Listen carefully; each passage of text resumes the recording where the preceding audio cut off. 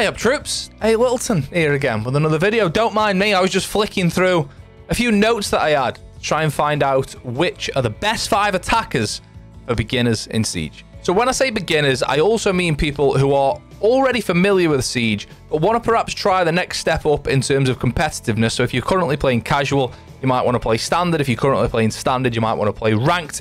I definitely recommend that everyone plays ranked at some point in Siege, because for me, it's what Siege is. It's that true Siege experience where there's a lot on the line in terms of rank, and it means what Siege is to me. But that's just my opinion. If you want to play casual, as long as you're having fun, I don't mind. I just want you to have fun playing Siege. Now, bear in mind, this is my top 5 list. This is, in my opinion, if you're coming to play Siege, these are the 5 best operators you can play to try and learn the game, try and learn the maps, but also not give yourself too much of a job to do with more technical operators. There's some operators out there that definitely require more game knowledge and more game sense to be able to use those operators effectively than ones that I mentioned in this video, where they still do a really good job, by the way, the guys in this. They're not basic by any means, but they give you an opportunity. I was going to say an ability, then that's not the right word. Give you an opportunity to use their utility whilst also learning the game at the same time. That's enough waffling. I've had enough. You've had enough. Let's just get stuck into it. So the first operator comes as no surprise. It is, of course, Sledge. Now, when it comes to Sledge, we're talking about his weapon first, the L85. Actually, before we talk about the L85, shoot the jukebox. Get rid of that. That's one of the most obnoxious sounding things in the entire game. Talking about Sledge and his L85, it's pretty much... It's got to be the best all-round gun on attack there or thereabouts. It packs a punch damage-wise. It can have a 1.5, and the recoil is super easy to control. It bounced a bit off to the left there. But that was quite very rare, you know, gunfights at that range in Siege. The recoil is very easy to control. He's probably the face of Siege, I would say. You know, the SI tournament, for example, has the hammer as the trophy. So I would say he is the sort of symbolic character of Siege. Now, obviously, his utility is never a bad idea to have with you. Like, the sledgehammer is always a good choice. Whether you want to go through walls, whether you want to go through floors, whether you want to go through soft hatches, or even you can do a bit of vertical play sometimes if you can stand on something. I don't know if I can do that on Chalet. I'm just going to try and find if I can stand on something on Chalet. I think the ceilings might be a bit too high. Yeah, the ceilings are a bit too high. On some maps, there's things you can stand on, and then you can even make vertical holes with Sledge as well. I'm just trying to... Is the place in kitchen? Maybe we could stand on the kitchen table and get up to the ceiling? I think the ceilings might still be a bit too high, though. Oh, can you get on the box? That would be the ultimate. There we go. I just learned something there as well. I didn't know you could do that there. So yeah, if you can get up high enough, obviously if we were just on this table, it'd be too low. But getting on these ammo boxes, you can see that if you cut in some maps, like Coastline's a good one, you can make vertical from below as well, if I'm stood up, not crouched. There we go. So yeah, that's pretty much the summary of Sledge. Obviously, you got frag grenades as well. Now, frag grenades are changing. However, the little trick you can do with Sledge and frag grenades will remain because of the fuse timer. If you throw a frag grenade on the floor and then Sledge the floor, the frag grenade will go through the floor. But remember, this will still work because with the new frag grenade change, as soon as it hits a surface, the fuse timer on that frag grenade becomes 2 seconds. So if we throw a frag grenade on the floor here, we go and hit the floor. The frag grenade then falls through the floor, and you get a really easy nade onto someone unsuspecting below. That's still going to work because now the frag grenade change means it'll still have a 2-second fuse. So that's still going to be a trick you can do. Obviously, cooking nades as of next season will not be a thing. So throw it on the floor, go and smash the floor, and it'll drop into the floor below and explode pretty much straight away. It's always a good thing to do with Sledge. But yeah, he's never a bad choice. There's not a massive amount to say about him. There's not many strats to go through because it is as simple as finding a soft wall, floor, or ceiling and making a hole. Now, just remember, if you crouch, you can make a crouch hole enough to get through if you're crouched. And if you stand up, you can only make a hole that's big enough to vault through. You have to hit it twice to be able to make a hole that you can walk through. Now, there is a limitation to how many times you can hit soft walls, floors, and ceilings, but don't worry about it because you're never going to get close to it. I think, off the top of my head, it's 25 times you can hit a wall, a floor, or a ceiling. But if you hit a wall, floor, or a ceiling 25 times, or a hatch 25 times in a round, and you run out of Sledge, like, hammer uses, then you've done something I've never even come close to doing, so fair play. Done a lot of vertical there. But yeah, I mean, there's a ton of places you can learn vertical angles. Like, if you ever want to get rid of the mirror that people play on the wall down in Garage, you can get rid of that here. I did think it was there for a moment. Then you can get rid of that here. But Sledge is great for learning different maps. Obviously, you can go into custom games like this and you can start learning where the vertical angles are.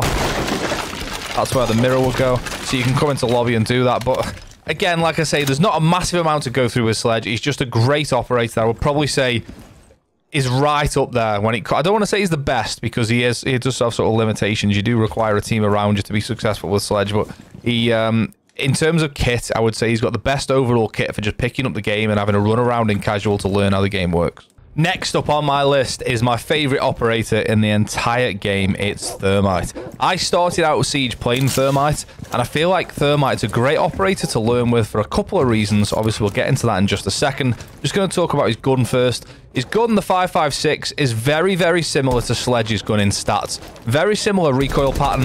I think the 5.56 probably has just slightly more recoil, but it's very similar in terms of damage, fire rate. It's just an all-round great weapon. It gets sort of frowned upon a little bit where people don't think the fire rate's enough. The damage is high, and I personally think it's the best overall gun on attack, but I am slightly biased because of my favorite character. Now, why do I think Thermite is a great character to start playing when you're trying to learn Siege, or when you've got a basic understanding of Siege and you're perhaps going to start to play ranked or something like that? The reason I say that is, and this is what helped me anyway, is Thermite gives you a job to do. So if you play Sledge at the start of a round, you could enter in through Blue, you could enter in through Garage, you could enter in through Kitchen, you could enter into wherever the map you wanted to. And there's no specific job that you're sort of there to do. With Thermite, you're there to open. Let's just pretend these walls are reinforced. Obviously, I'm in a custom game on my own at the minute, so do forgive me. But you've got a job to do. You know as Thermite, you're going to be opening a reinforced wall. And it gives you some... What? That's just like glitched out on the wall. It gives you a purpose in the round. You spawn here, you know you're going to come and open this wall. If you spawn on the other side of the map, you know you're going to open a gym wall. If you're attacking basement, you know you need to open a few hatches. It gives you a purpose at the start of the round, and especially when you're at the point where you're not really sure where to go or how to attack a site, playing Thermite gives you that direction at the start of the round. You know you're going to come to this wall, open the wall, and now we've got a direct line into where the site is normally, with the first site you play normally on Clubhouse, depending what elo you're in. If you're in higher elo, generally go downstairs first. I actually really don't like this site on Clubhouse. I think this is the worst site on Clubhouse apart from Bar. Don't forget to shoot the fucking radio. I actually think this is the worst site. I think gym and downstairs are much better sites than this. I mean, look how easy it is to go from there to here to plant. I mean, I made an attacking video about how easy it is to attack this site, but let's not get sidetracked with Clubhouse and the sites. Let's focus on Thermite. The whole point with Thermite, as I say, is it gives you a point. It gives you a purpose.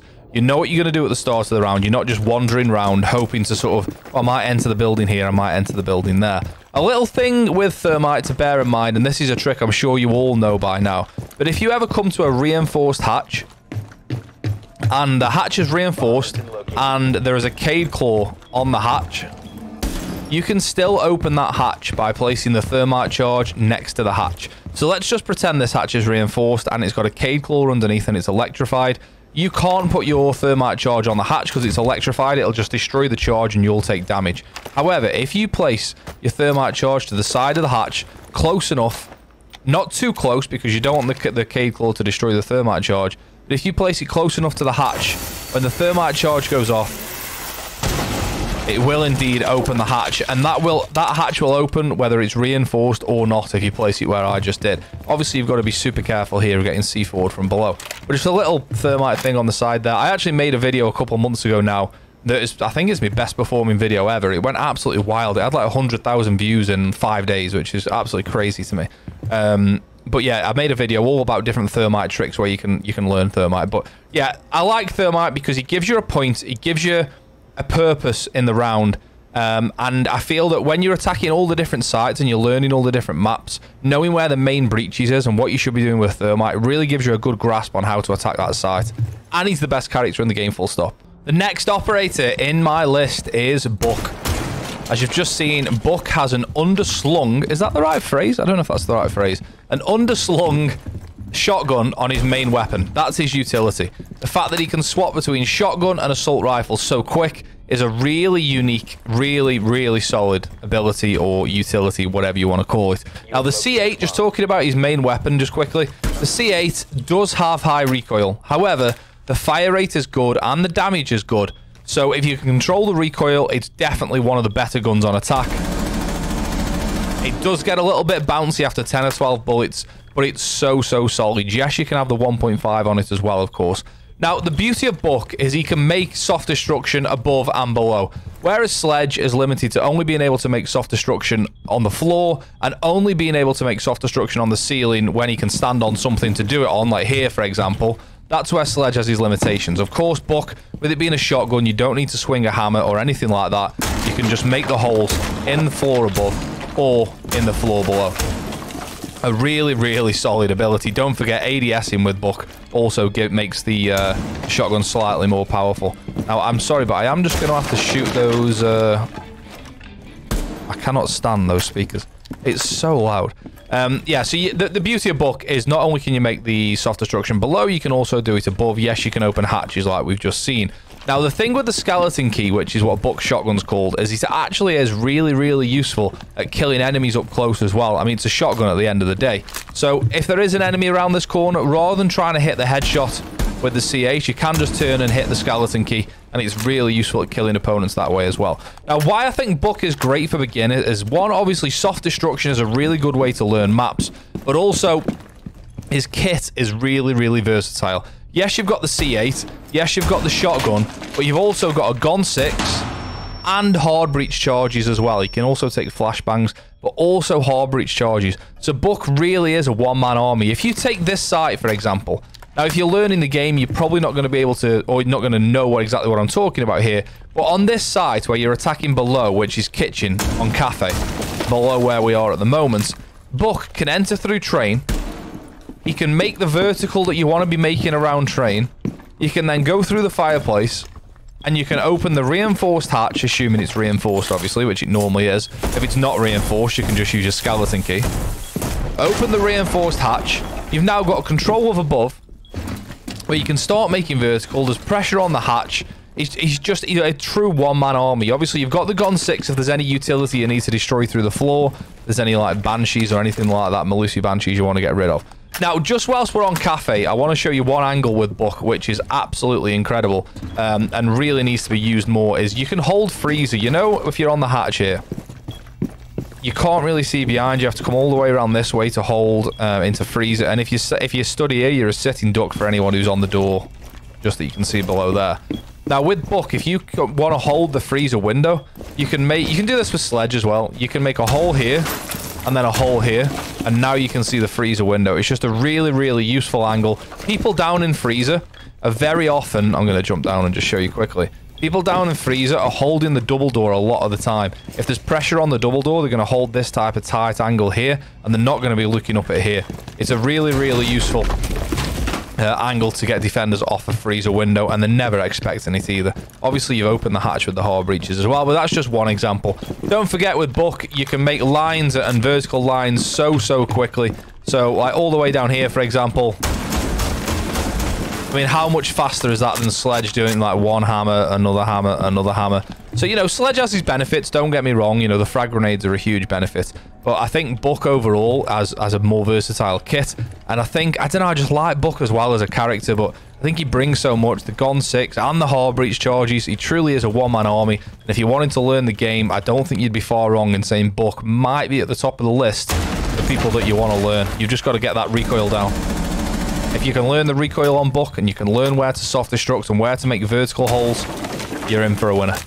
Next on my list is none other than Ying. One of my favorite operators to play at the moment, just in general, because, again, she's very versatile, but more of an aggressive player than Sledge, Buck, and certainly more aggressive than Thermite. Ying is for the player who wants to just get into gunfights and wants to be aggressive and wants to push. If you've come from, like, a COD background rather than a more methodical, perhaps, Counter-Strike background, then Ying is probably the place for you to start. Now, Ying gets 4 of these things, which is called a Candela. Essentially, just a giant flashbang. When you throw a Candela on the floor, it spits out, I think it's, let's count actually, I think it's, is it 5 or 6? Let's count. It's 5 or 6, I absolutely can't count that quickly. 5 or 6 mini flashbangs in a circle, and anyone essentially within a good couple of meters, almost in the same room, is going to be flashed, depending on line of sight. Obviously, if you're looking like this, you're not going to get a flash by something that went off here. But yeah, it's really, really oppressive. And when you hear that sound of the Candela rolling along the floor, as a defender, you know you're in trouble. Now, the beauty of Ying is she can put any sight she wants to on her main primary gun. I can never remember what it's called. I want to say it's like the T95 or something like that, but I don't think that's right. But she can put any sight she wants. So you can obviously have 1x, you can have 1.5, 2x, ACOG, you can go all the way up. But where Ying really comes into her own is, of course, pushing angles and getting people out of certain spots. So let's just say, for example, let's shoot the radio. This spot here, this if you're in high elo, or if you've got someone who's setting up a site well, this area here is going to be defended. This wall gets reinforced. People defend here and here. Try and defend onto the triple wall as well. Or if you're in slightly lower elo, people tend to hold this angle and sort of tuck in here and hope that you don't, as you come in the door, hoping that you sort of check this and then move around to here and they pop you from the corner. Well, the beauty of Ying is obviously you can just flush people out of those areas super well. If they're in the back corner, you just chuck it over there. If they're here, a bit of CS, you sort of chuck it and bounce it off this pillar. It'll bounce here and go off. Now, there is a mechanic that you need to know when it comes to playing with Ying, and that is if you hold the Candela, the way that it activates is different. So if I tap the Candela button and release it, it will roll along the floor and will go off after 3 seconds. Or 2.5, 3 seconds. If I hold the Candela down and charge it up, as you can see there, you see those 3 dots that light up in the middle of the screen? 1, 2, 3. If you press and hold the Candela button, you can also see it, by the way, on the Candela itself on the right-hand side. If I do it again, you see those 3 dots light up. 1, 2, 3. Once I've got those 3 now, as soon as I throw this, the first surface it hits, it will go off straight away. As opposed to tapping it and it'll roll along the floor and then go off after 2.5, 3 seconds. That noise, that like whatever you want, however you want to make that noise again, is if you're a defender in here, you're like holding this door and you hear that noise, you just know that you're in for a rough time, because the Candela flashes, they're just so oppressive. Now, bear in mind, Ying is immune to her own Candela flashes, but she's not immune to standard flashbangs for some reason. So just be careful there. Don't think, oh, my teammate's flashing, I can run in them. Ying, you can't. The other thing you can do with Candelas is you can actually put them through walls and floors, which I don't see anyone do when I'm playing the game. When you approach a wall, you'll see Ying's hand change position. You see it's like now facing the wall, move away, then move back. And the same when you face the floor.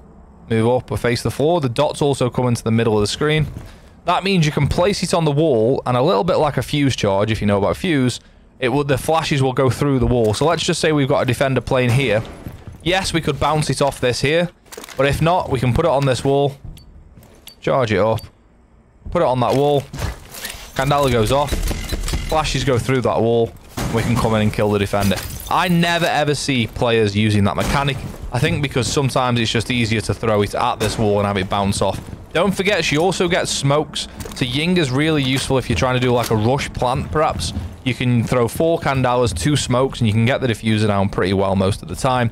But back to the point of why is she good for starting players? Yes, you can be more aggressive. You get 4 Candelas, so you can actually be a little bit more, you know, you don't have to worry about wasting them because you've got 4. You know, not very often you're going to chuck all 4 in a round. But definitely use the Candelas to push, like we mentioned earlier on around here. Bounce it off here, bounce it off there. When you've droned someone out and you know where they are, get aggressive with the Candelas. But a great operator to learn, especially because of the weapon as well. With it. It's basically an LMG, although it's an assault rifle with a drum mag. But you get 81 rounds. The recoil is absolutely fine. It got a bit bouncy there after 4. He went like across to the left there after 40 rounds. So don't worry, you're going to be fine. You can pretty much play the whole round without reloading, depending on how many shots you take. Great operator to learn with because it gives you the option of being aggressive as well. And last, but by certainly no means least in this list, is Gridlock. Now, it was a bit of a toss-up for me for the last one. I was thinking between Gridlock and Jackal, and I've ended up going with Gridlock, and I'll try and explain why. So, Gridlock has a very versatile kit, much like we talked about with Buck. Gridlock has the F90 or the LMG she can use as well, which is okay, but this gun is really good in my opinion. Also has a secondary shotgun. Ignore the sight. I just put that on there as a bit of a meme last game. I forgot to take it off. Has frag grenades, of course, nowadays, and also has these things, which are called Trax Stingers. Now, these essentially are big spikes that go on the ground that stop people walking where you don't want them to walk. And why I think Gridlock is a good operator for beginners is because you can take areas of the map and then just cut them off. So you can, for example, just using Oregon here, and obviously you don't just walk in front door and walk up the stairs. I know that, but this is just an exercise. We walk up the stairs and we think, right, okay, I'm going upstairs. I'm upstairs now. I don't want anyone to come behind me. I chuck them down on the floor. Dead easy. And that is now protected from behind. One of the big things as a defender in Siege is flanking and getting the flank off. That is usually prevented by someone putting a flank drone down on this place. It's normally here, tucked in on the sandbags, which is, by the way, you should put your flank drone there because it's really difficult to see for defenders as they come around this corner. By the time they look here and they're worried about the stairs, I know we can see it's obvious there, but it's a really good spot for drones. If not, if the front door's open, you can put it outside under the van by the tire as well, and it gives you really good information for someone flanking main. You can see it even. You can't get as good information off that, but it's more hidden. Anyway, my point is, one of the things defenders are always going to do is try and flank in Siege. And if you're new to the game and you've not got teammates to watch your drone, or if you're not watching your own drone, obviously, if you're not dead, you're alive, you're not watching your drone, you're not going to be checking your camera. Is anyone flanking? No, right, okay. You're not going to be doing that as a new player. So you can take areas of the map and you can put these down behind you, safe in the knowledge that you're going to hear somebody pushing up the stairs, shooting the tracks out, or it's going to buy you a bit of time to know that someone's coming behind you. Yes, she's also got an awesome gun and that secondary shotgun to be able to make rotates. Going to need to be a bit wider than that. No offense, Gridlock. Make rotates using the secondary shotgun, and also obviously frag grenades to destroy utility in various places you want to push. But using those tracks as a beginner is so useful to give you that confidence that you're not going to get a shot in the back. One of the most frustrating things I found when I was learning Siege is not these radios, which I've destroyed. There we go. I thought I destroyed the radio somehow there. I couldn't hear it. Not those radios. They are really annoying. But one of the most frustrating things in Siege was you'd get into the building, you'd be pushing up white stairs as we are now. You know, you'd be holding this angle, and then someone just appears behind you and shoots you in the back because you've been flanked and you've got no one watching your drone and no one watching your back. But you can sort of do that yourself with Gridlock. The same goes here. This isn't just for new players. The same goes for existing players as well. Like, if you know you want to push white stairs, we have now prevented anyone pushing white stairs without making noise by... Even if you punch the tracks, it makes a decent amount of noise. If you're up here, you're going to hear those being punched out beneath you. And of course, you're going to hear them if they're shooting them out. You're definitely going to hear that beneath you. Which gives you that sort of... It's your own personal flank watch. And I think for beginners, it means you stay alive longer because you're not getting flanked as often. Coupled with the fact that the gun is... Is the gun the F90, I think it's called? Really good gun. Yes, you can have the 1.5. I mean, the recoil is barely nothing. The only thing is she is a 1-speed, so she does make a little bit more noise, although it does mean she comes with more health. She does make a little bit more noise when moving around, which not everyone's keen on. Sledge is the same, obviously. I didn't mention that with Sledge, actually. Sledge is now a 1-speed. He never used to be, although he has been that way for a little while now. But yeah, I just think... I was going to pick Jackal, and then I realized with Jackal that you can move into the area of a map and you can scan someone's feet, but you need a team to be able to do something with that information. Unless, obviously, you scan someone's feet here and you find out they're in kitchen or they're in dining room. If you scan someone's feet here and you find out they're on the other side of the map, your team needs to act on that. And if you're starting the game, odds are you're probably not playing in a 5-stack. So I decided to go with Gridlock instead. Don't forget, by the way, when people say you can't nade from below anymore, you've still got places like this where you can nade from below. When the grenade changes come in, you can still chuck a grenade on top of these bookcases and other places like this. I cannot believe that that grenade has fallen off the case whilst I was trying to make a point. And I'm not going to take that out of the video. I'm just going to say, when you do throw the grenade, make sure you throw it onto the roof first so it rolls onto the top of the cabinet. Don't throw it at the back wall so it comes off the cabinet. Can't believe that's happened at the end of the video. It's staying in. Anyway, my point is, you can still nade from below on some maps and some places. Throw a grenade onto there and it'll still explode above and it'll still have the same effect. So there are still a ton of places you can nade from below. Anyway, my point is, Gridlock is good to learn Siege. So there we have it. That's my opinion on the top 5 attackers that you want to try and learn if you're starting to play Siege. I think each attacker gives you a different way of playing the game. Sledge and Buck are quite similar. However, Sledge comes with the nades, Buck comes with the hard breach charges and Gone 6, obviously.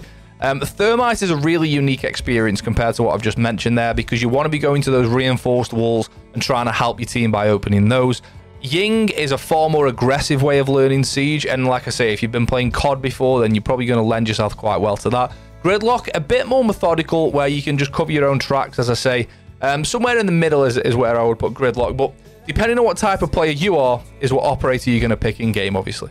And as always, I can't end the video without saying thank you to you, the people that watched the video. I'm sure not everyone's got this far in the video, which is absolutely fine. But if you've watched it for 10 seconds, if you've watched it for 10 minutes, or if you've watched it for 10 hours, which would be outrageous, but fair play if you did, thank you very much. The channel's nothing without people that watch it. I might make the videos, but what's the point if nobody sits on the other end of the screen and watches them? So thank you very much for getting involved. I really appreciate it, more than I can put into words at the end of this video.